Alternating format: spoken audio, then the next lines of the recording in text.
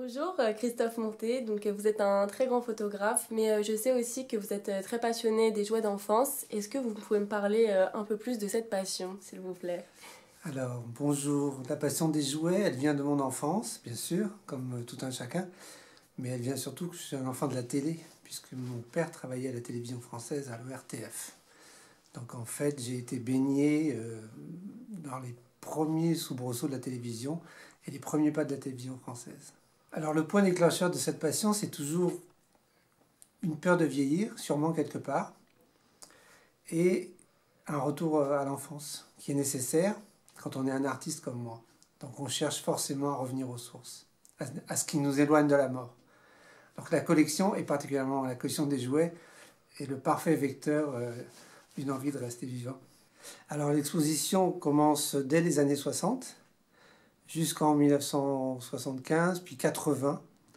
Elle regroupe les séries télévisées, les séries animées. Ça va de Bonne Nuit les Petits, de Rintintin, Mary Poppins, Babar, Pépin la Bulle, le Muppet Show, Casimir, Nestor, le Pingouin. Et ça va même jusqu'à Goldorak. Voilà, comme ça on a un panel à peu près entier sur les 20 années majeures du merchandising des jouets de la télé.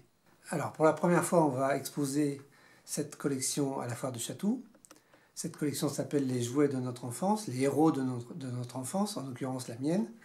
Et c'est l'occasion de la montrer à un public plus large, puisqu'elle avait déjà été exposée par le passé au musée de la Poupée à Paris. Et il y avait eu beaucoup de succès à cette exposition. Et avec Fabien Lecoeuvre, qui est très innovateur dans les expositions, on a décidé de la montrer à la foire de Château. Alors pour réunir une telle collection, il faut passer des heures et des matinées à 5 heures du matin dans les brocantes forcément. Et c'est toujours à un moment donné, vous faites une brocante et vous trouvez un jouet que vous avez eu quand vous étiez petit et qui vous déclenche cette envie d'avoir les autres. C'est-à-dire vous avez un Pollux chez vous, mais vous trouvez une Margotte, vous trouvez une Pimprenelle, etc. Et ça a duré pendant 30 ans.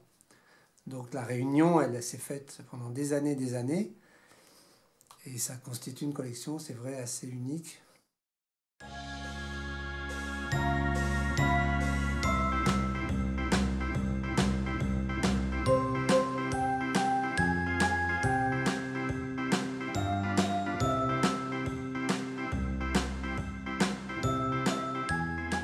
Elle parle à tout le monde, Oui. parce qu'elle a bercé notre enfance, parce qu'elle a bercé l'enfance de nos parents, l'enfance des enfants, l'enfance des petits-enfants. Et dans les années 60, la puissance et la création de ces jouets étaient telles qu'elle a marqué nos esprits. Alors l'objet préféré de ma collection, je ne dirais pas que c'est un objet, c'est forcément un personnage. Pour ma part, c'est Zorro qui reste le personnage privilégié, parce qu'il est vraiment le personnage le plus connu, le plus reconnu, celui qui a un double visage. C'est le personnage le plus intéressant. Après, les personnages plus ludiques comme Kiri le clown ou Pépin la bulle, même Casimir plus récemment, sont tous des personnages qui sont chers à mon cœur. Mais ils ont tous une place particulière parce qu'ils ont tellement des personnalités différentes qui nous apportent beaucoup chacun.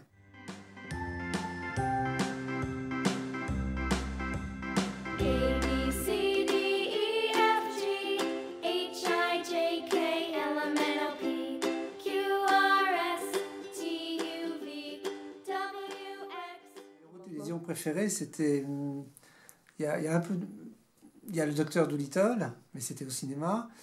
Il y a sûrement le Manège Enchanté, mais mon vrai préféré, c'est la Maison de Toutou, parce que Toutou était photographe.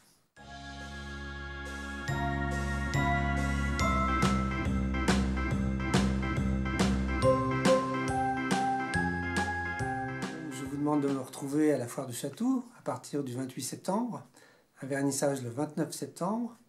Il y aura Casimir, il y aura Chantal Goya, Jean-Jacques Debout, et on vous fera revivre votre enfance, ce qui est, à mon avis, le plus beau des souvenirs.